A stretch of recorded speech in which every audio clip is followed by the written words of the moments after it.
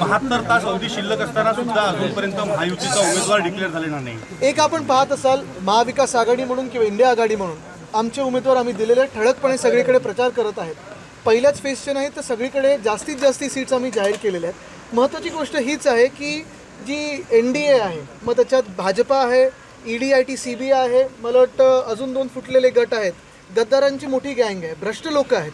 ह्या सगळ्यांचे अजून उमेदवार ठरत नाही आहेत, कारण कदाचित बोली लागली असेल की काय आम्हाला माहिती नाही, पण कुठचा भ्रष्ट व्यक्ती ना तिकीट द्यायचं ह्याच्यात थोडं भांडण आहे। मी तर काल ऐकलं मिंदी गँगमध्ये तर 5-6 उमेदवार बदलतात। म्हणजे गद्दारांनी विचार करायला पाहिजे। 40 जे गद्दार आमदार आहेत त्यांनी पण त्यांचं भवितव्य आता काय असणार आहे पुढे हा विचार करणं गरजेचं आहे। पण लोकांनी ठरवलेलं आहे की इंडिया आघाडीसोबत आणि महाविकास आघाडीसोबत उभं राहायचं। उन्मेष पाटील जे आहेत ते या ठिकाणी रवाना झालेले आहेत। कुठेतरी महायुतीमध्ये फाटाफूट जी आहे ती व्हायला पाहिजे। मला वाटतं आपण अनेक असे पुढे वेगळ्या गोष्टी एकच जाल, कारण एक आहे जी चांगली लोक आहेत ते आमच्यासोबत महाविकास आघाडीमध्ये आम्ही चांगले नीट लोक जे प्रामाणिक राहिलो, निष्ठा आमची महाराष्ट्राशी आहे, निष्ठा आमची देशाची आहे, देशहित आणि महाराष्ट्रहित हेच विचार करून आम्ही कुठेही पुढे चाललेलो आहे। कुठचंही चुकीचं पाऊल न टाकता चाललेलो आहे, कारण आम्ही कुठेही स्वार्थ बघत नाही।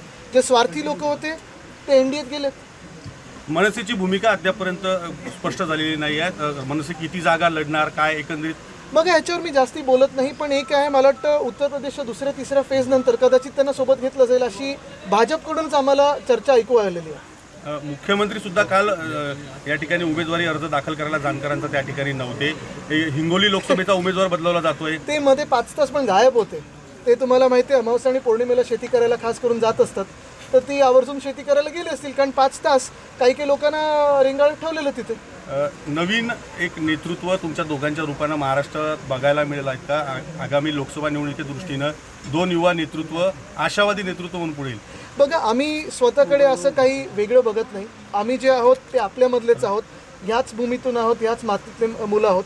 महत्त्वाची गोष्ट हीच आहे की आमच्यासोबत मग राष्ट्रवादी काँग्रेस असेल, शिवसेना असेल, काँग्रेस असेल, हे आमचे जे तरुण सगळे मित्र आहेत आणि सगळे मित्र पक्षातले जे तरुण युवा युवती आहेत त्यांना सोबत घेऊन चाललो आहे, आणि जे वरिष्ठ आहेत त्यांचा देखील आदर करत त्यांना अजून पाठबळ कसं देऊ शकू याच्यावर आमचा विचार चालू असतो आणि काम चालू असतं। रोहित पवारांनी ट्विट केलेलं आहे की राजस्थानमध्ये एका उमेदवाराने संविधान बदलण्याच्या संदर्भानं लोकसभेमध्ये बहुमत आहे, राज्यसभेत बहुमत हवं आहे। हे बघा, मी पहिलंच हे सांगितलं होतं, जे महाराष्ट्रातले अध्यक्ष विधानसभेचे राहुल नार्वेकर त्यांनी ट्रायब्युनल म्हणून जे काम केलेलं आहे, जे आमच्या बाबतीत निर्णय दिला आणि मग राष्ट्रवादी काँग्रेसच्या बाबतीत निर्णय दिला, स्पष्ट आहे की त्यांना या देशाचं संविधान भाजपला आवडत नाही। त्यांना स्वतःचं संविधान म्हणजे डॉक्टर बाबासाहेब आंबेडकरांचं संविधान बाजूला ठेवून भाजपचं संविधान आपल्या देशावर लागू करायचं आहे, लादायचं आहे, आणि हे आम्ही करू देणार नाही। आज आपण पाहत असाल मध्ये अरविंद केजरीवालजींची जी अटक झाली, हेमंत सोरेनजींची जी अटक झाली। ABP माझा, उघडा डोळे बघा नीट।